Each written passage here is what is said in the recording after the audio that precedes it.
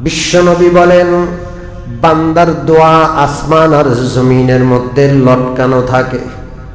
দোয়া লটকে থাকে, আকাশে যায় না, আল্লাহর কাছে কবুল হয় না। বান্দা দোয়া করার পরে আসমান আর জমিনের মাঝে দোয়াটা ঝুলন্ত থাকে। কতক্ষণ?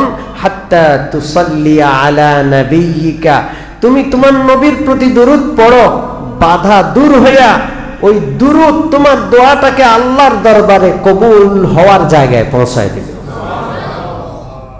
এই জন্য আমরা যখন দোয়া করি, দোয়ার শুরুতেও দুরূদ শরীফ পড়ব, দোয়া মুনাজাত যখন শেষ করব শেষ মুহূর্তেও দুরূদ শরীফ পড়ব। শুরু আর শেষে দুরূদ শরীফ পড়লাম মানে দোয়াটাকে ইনটেক করে দিলাম। কি করে দিলাম?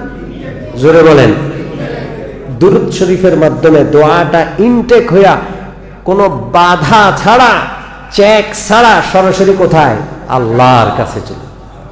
রাজি আছি ইনশাআল্লাহ?